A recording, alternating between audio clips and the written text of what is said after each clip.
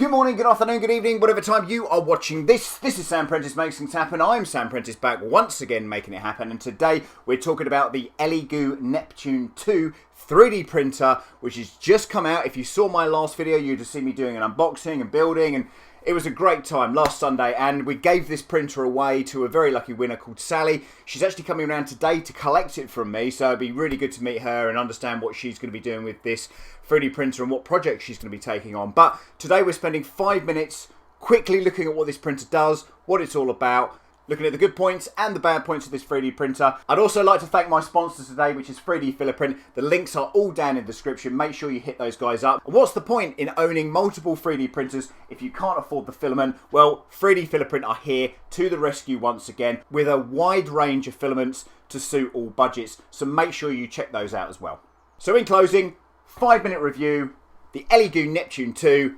Let's go. I've popped a couple of calibration cats on the print bed today, and I'm using Filamentum PLA from 3D Filament. And as I hope you'll see, this is lovely stuff to print with. So Elegoo really made their name in the resin printing market, with the Neptune 2 sister printers, the Mars and Saturn, along with the Mercury wash station. The Neptune 2 follows suit from the lesser known Neptune, which appears to be a very similar printer, but also has a well-known branded power supply, the Meanwell. The Neptune 2 has a slightly bigger build area than its predecessor, measuring 220 by 220 by 250. So when is a clone not a clone? When it doesn't even appear on the official Elegoo website. It's kind of odd that a brand new printer that they're just marketing simply just is not there. But I did find some firmware information and a couple of user manuals. Anyway, at the time of the recording, the printer is currently out of stock everywhere. So back on the clone information, this is a very close match to the Ender 3 Pro by Creality, although the motherboard in this case is a Robin Nano 1.2 where Creality has their own board. Creality are selling the Ender 3 Pro at Banggood for exactly the same price as the Neptune 2 at the moment. So if one's out of stock, then surely the other one could be a very good option for you at this point. And the margins between these two printers are minute. The Neptune has a great looking user interface, and it's the new kid on the block. The print tests excelled, stuck to the plate, and it was very much an unstoppable force. The features are apparent, with auto restart on power loss and filament runout sensor, but it does also lack the auto bed leveling, so no BL Touch magnetic bed, and it does also not have that second Z motor. However, all of these things additionally would tie up the printer's cost to well over £50 to £60, thus not making it all that attractive. And that's especially true if this is the first printer that you're wanting to own. So let's go through the 10 good points. Number one is definitely going to be the price at $160 or £150. This budget 3D printer is certainly a great starter printer, and the print quality is absolutely amazing. So moving on to number two, yeah, the quality of the print, and certainly on these calibration cats, has been absolutely epic. And again, that's very, very simple, not dialing it in too much on Cura, literally just plugging and playing and going. Very, very cool. Number three, easy 3D printing kit to build. Again, it wasn't that difficult. I put it together in around about 45 minutes. Not really reading the instructions, but again, good use there. Number four, ideal as a first ever printer. That's definitely going to be true.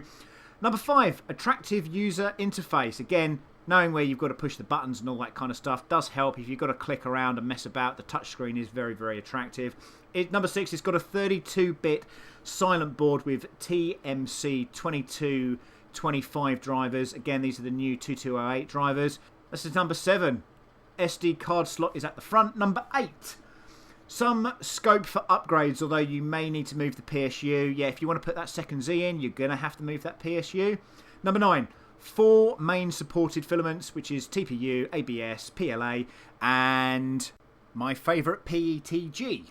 Number 10, the bed surface is great and quickly removable to remove those prints. So let's go through the bad. This is the top 10. Number 1, there is a hashtag open source. I'm not sure how true and how open source that is. It certainly is open source from the design point of view, but I don't think you're going to be able to edit things with ease on that motherboard. Number 2, single Z motor without an easy upgrade path. That's apparent. Number 3, MKS board with fixed drivers. Again, new board if you want to change that out. And of course, you can't reuse the drivers is very, very annoying. Number 4, a non-Meanwell PSU. And again, that's going to be a price point. That's where they're going to be saving money. Number 5, no Live Z adjustment in the UI. Number 6, small footprint when compared to its competitors. Number 7, fan noise is modest but not silent. Number 8, screen hidden by bed when fully forward. So you can't actually get your hand in there to touch that user interface, which, retractive or not, is still going to be a pain. Number 9, lack of imagination by Elegoo. Sorry, Elegoo, it's not that cutting edge. It's a nice printer, but you've not done anything that Creality haven't already done. Number 10, currently we have an unknown support versus other well-known brands like Creality. So, should you buy the Elegoo Neptune 2 or the Creality? Well, my friends, the choice is yours, but the Elegoo is certainly a good alternative to the Creality product. So thank you very much to 3D Fingerprint for sponsoring this particular video. Make sure you check out the links that are in the description. I've got a new partner called Comgrow who've sent me the CR6 SE, an Ender 3 Pro and an Ender 3, which I will be giving away once I hit the subscribers that I need. So make sure you smash that button, make sure you keep it locked in, and we will see you next time. Take care.